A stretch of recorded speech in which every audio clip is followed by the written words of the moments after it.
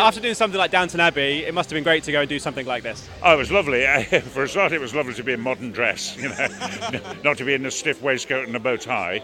But it's also good to play somebody who's sort of morally rather dubious, rather than the very upright Mr. Carson, to play this chap Vincent, who's kind of a con man's assistant, really. It was a real treat. And then with the added bonus of Helen Mirren and Ian McKellen with sprinkles of Bill Condon on top. Heaven. Yeah. I mean, it's a script that does keep you guessing. I mean, was it something that when you read it, you found yourself reading it quicker just to find out what was going on? Yeah, it did. And then I went and read the novel, which is really interesting. It's a really good book, I think, by Nicholas Searle. Tremendous book. And it does keep you guessing, hopefully. You don't know quite. Somebody's conning who, but who's conning who and how is it going to turn out?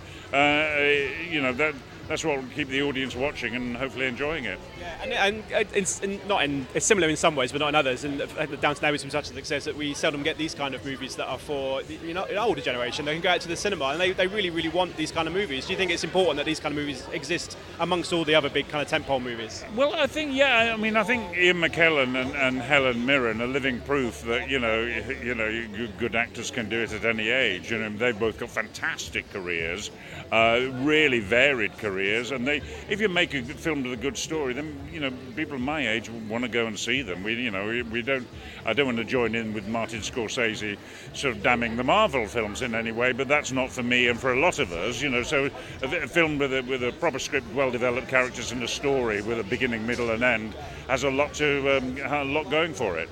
Just finally, I remember speaking to you at the Downton junket, and you were about to go and do it, and you were saying about the fans really gearing up to try and get the movie made. Now they've spoken, they probably want to see another one, and you've had record-breaking success. Were you prepared for how big it's been so far?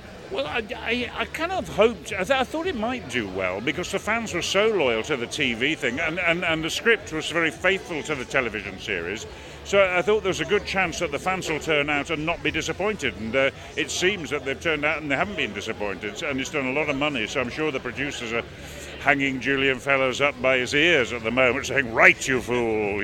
So hopefully there'll be another one. Yeah, and the fact as well, it's been big in the US as well. Is just a testament to how big it has travelled. Yeah. I mean, the US has been one of our biggest sort of fan markets anyway.